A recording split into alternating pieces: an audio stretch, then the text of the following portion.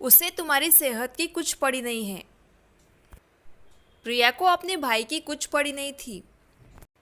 तुम्हारा इससे क्या लेना देना है? मुझे उसके पैसों से कुछ लेना देना नहीं है। बस किसी से कुछ लेना देना नहीं रखना, किसी से कुछ वास्ता नहीं रखना, किसी की पड़ी न होना।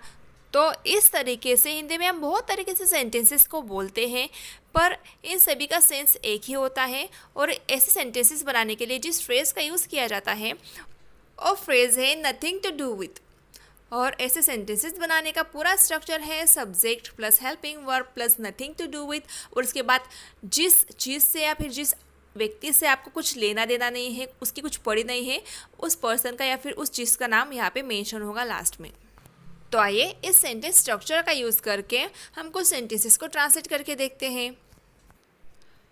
मुझे उसके पैसों से कोई लेना देना नहीं है। I have nothing to do with his money.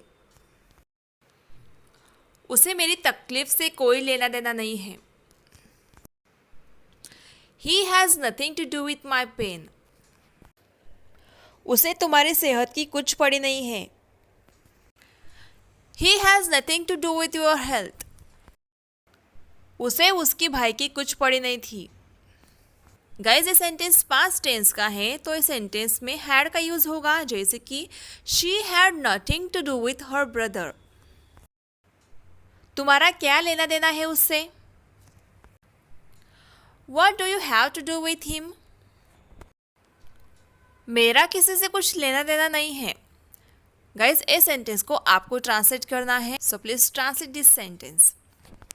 Friends, अगर अभी चैनल पे पहली बार आए हो, नए आए हो, और अगर अभी तक आपने ई बुक परचेस नहीं किया है तो कर लीजिए। उस ई बुक में आपको 2000 प्लस डेली इंग्लिश सेंटेंसेस सीखने को मिलेंगे, 300 प्लस एडवांस इंग्लिश स्ट्रक्चर्स और फ्रेजेस भी सीखने को मिलेंगे, और तो और गाइज 300 प्लस प्रोवर्ब्स भी उस ई बुक में आपको सीखने को मिल जाएंगे। तो all in one E book की लिंक डिस्क्रिप्शन सेक्शन में गिवन है, आप वहाँ पे जाके वो ई बुक परचेस कर सकते हो। So go through this link and brush up your English. Thanks.